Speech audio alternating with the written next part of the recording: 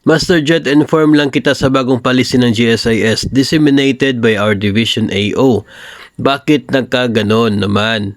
Na sir, alam naman natin na ang blank, isa po itong bangko, ang nakapila sa undeducted obligation na kahit na-reloan mo na at may existing deduction pa, ipipila pa rin nila. Paano na kami na nagpapaaral ng mga anak sa ngayon? Saan pa kami kukuha? Sobrang baon na sa utang sa labas pag nagkataon. Ayon po sa sender, ay mayroon silang isang bangko.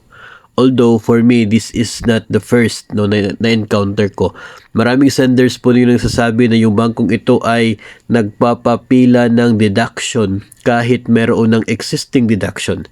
I mean, ni-renew mo yung isang loan, mayroon siyang existing deduction dahil ni-renew mo siya. Tapos, mayroon pang additional na account na makikita sa payslip mo.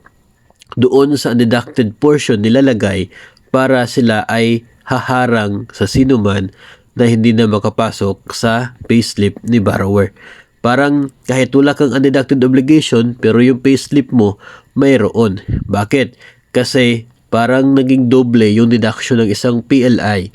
Mayroon ng existing deduction, mayroon pang isa na pinalinian nila doon sa undeducted obligation. Ito po ay hindi pwede, no? Iisang account lamang yung allowed ni DepEd sa bawat PLI. Yun po ay nasa agreement nila.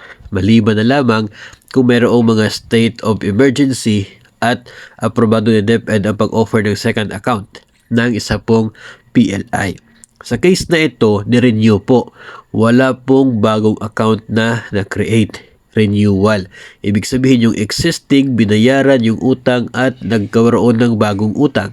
So, mawawala yung deduction sa naunang loan, papasok ang bagong loan. So, isang account pa rin. Yung dapat na makikita sa payslip ni borrower. Hindi pwede na maglagay ka ng isa pang deduction sa deducted obligation portion kasi sobra pong baba yan, no, sa estado ni borrower, ni teacher. Kasi para pong meron, ang nangyayari kasi kapag may undead, para kang umutang ng sobra sa kakayahan mo na hindi na kayang bayaran ng sahod mo. Pero in reality, wala naman siyang utang na hindi po pumapasok sa sahod niya at hindi kayang bayaran kasi lahat ay bayad naman po. Double account, double deduction. Yun nangyayari dito. Nilalagay pa sa undead para maharangan ang anuman po renewal sa iba pang mga loans. Ito po ay nangyayari maraming business po na nakatanggap tayo ng mensahe at the same PLI yung sinasabi po nila. Ito po ay hindi pwede, no? Dapat po ninyo ito i-report sa Task Force ng Automatic Payroll Deduction System or APDS sa inyo man pong lugar, sa inyo pong division o kaya sa inyo pong rehiyon nang sa ganun po ay ma-actionan po ito. Hindi lamang po sa mapapasagot si PLI kundi maging yung PSU po ninyo na gumagawa ng sahod kung bakit po nila pinapayagan ng ganun.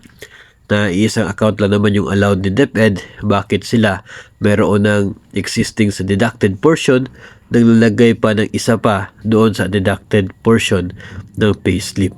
So ito naman po ay kaya naman sigurong solusyonan ng mismong PSU ninyo, yung gumagawa ng sahod ninyo kasi sila naman po yung gumagawa ng payslip ninyo.